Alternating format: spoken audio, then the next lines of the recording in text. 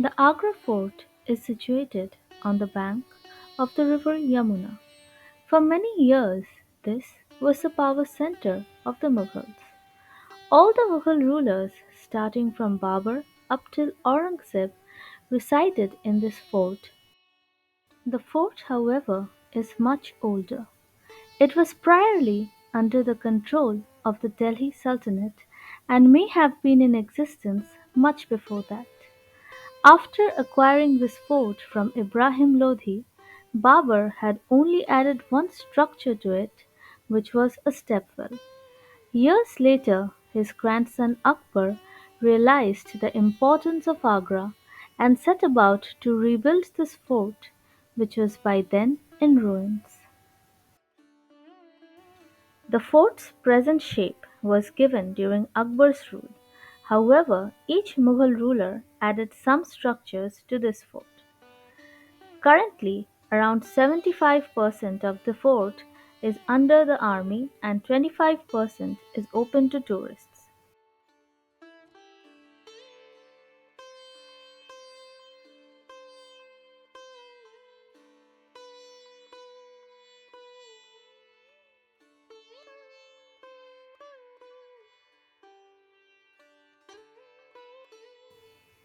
The fort has a semicircular plan and is surrounded by a moat.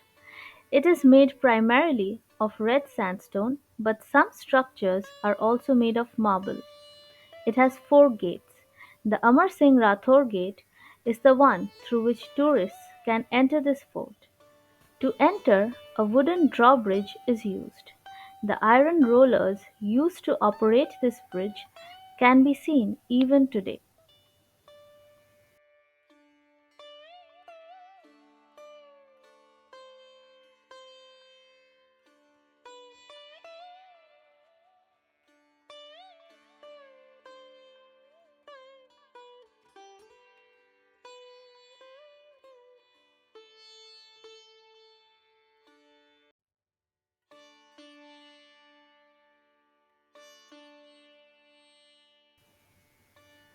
The Hathi pole was decorated with beautiful tiles, but most of it has been destroyed during battles.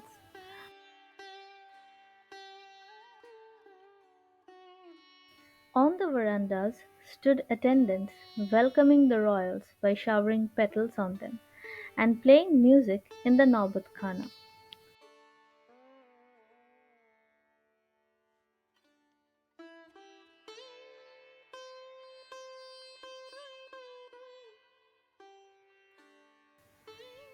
On entering the fort, the first interesting feature that one sees is the road. It has an ascent. It was designed in such a way to help horses and elephants to pass through the road. The ridges prevented them from slipping. Its construction was such that if any opponent entered the fort, big rocks used to be rolled down on this road, thus crushing them. And if anyone stood against the wall for escaping these rocks, boiling water and oil used to be poured down from holes in the walls. This place also has an ecosystem, and if anyone entered the fort, their footsteps could be heard, and that alerted the Mughal soldiers.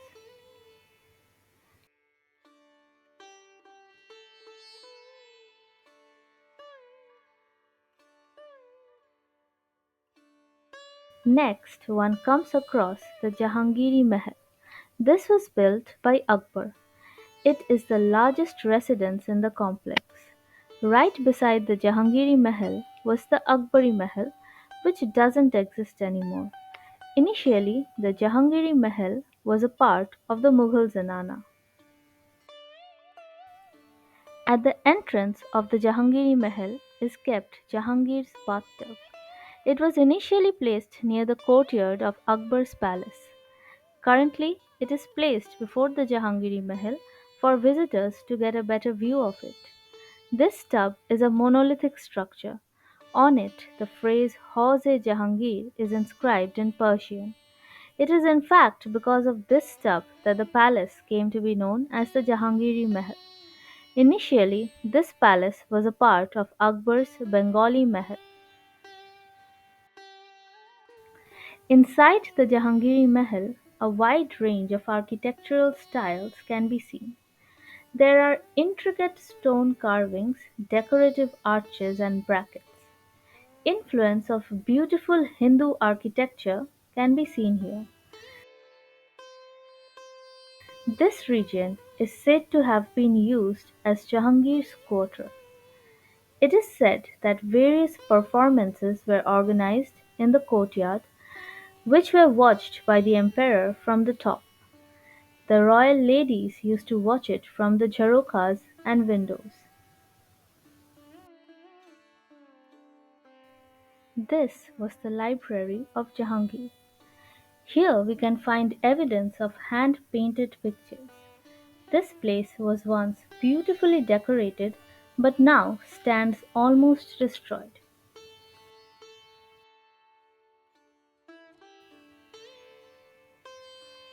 Exiting the Jahangiri Mahal, we can find such mechanisms which were used for the drainage of water. Standing near the fort wall, one can see the two levels of protection used for this fort.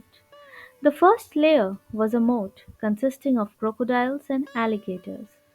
In the second layer, wild animals roamed about. In between these two is a battlement wall which was manned by soldiers.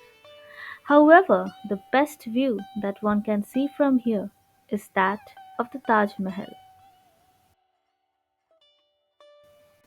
Next, we enter the Shah Jahani Mahal. It is a beautiful palace with intricate carvings and floral designs. This structure was initially made of red sandstone, and Shah Jahan had converted it into a white structure. Plaster and marble was used. It has a large hall with rooms on the side and also an octagonal tower near the riverside. The walls in this palace are hollow. This was done in order to regulate the temperature inside the palace. Another feature of this place is that if one whispers standing in one corner of the room, it can be heard distinctly from the other corner of the room.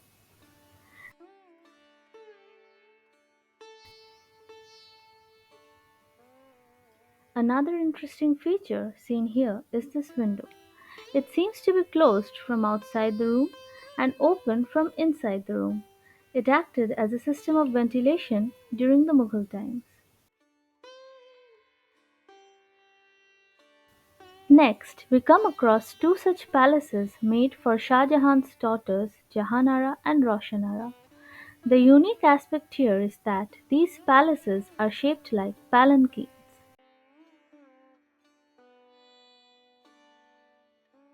The roofs of these two palaces were once covered with gold. Due to extensive loot, now all we can see is a coating of copper. From here too, a beautiful view of the Taj Mahal can be seen.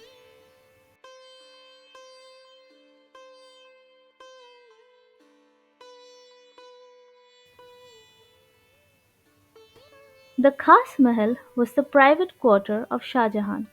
This was one of the most magnificent buildings present in this complex. It was once decorated beautifully with gold and other precious stones. The marble used here is of the best quality. The walls here have a golden gleam due to the translucent effect of the marble. The intricate floral patterns made in the walls adds to the charm of this place.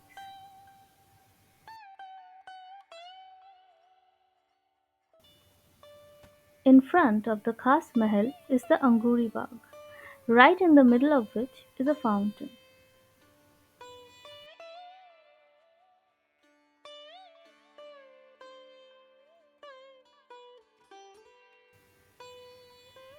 Musamman Burj was the place where Shah Jahan was held captive for 8 years by his son Aurangzeb. Beautiful Pietra Dura work can be seen here. This place provides a majestic view of the Taj Mahal.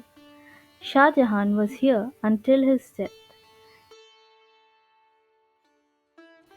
The Meena Bazaar was held here, and the rooms on the upper story were used as government offices.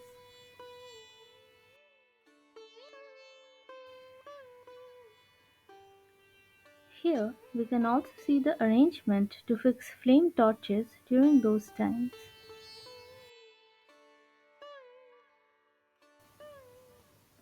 The Diwan-e Khas was the place where meetings with important people were held.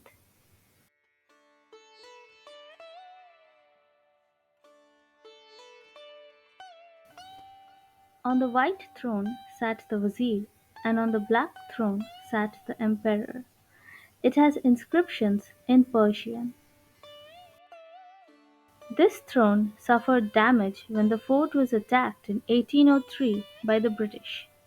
A cannonball had hit the throne. It then bounced and hit the wall.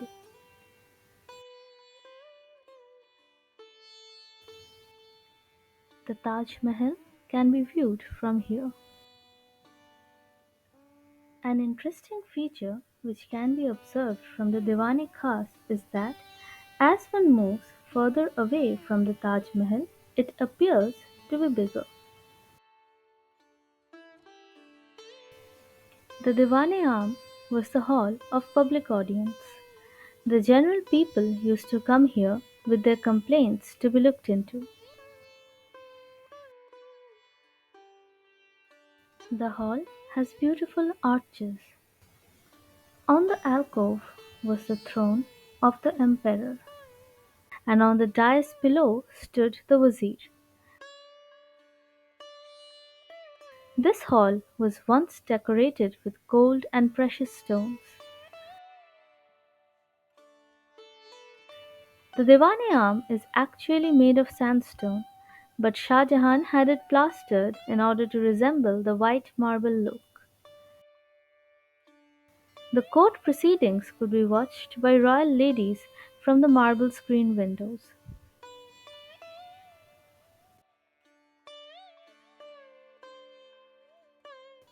With that, we come to an end of the tour of the Agra Fort.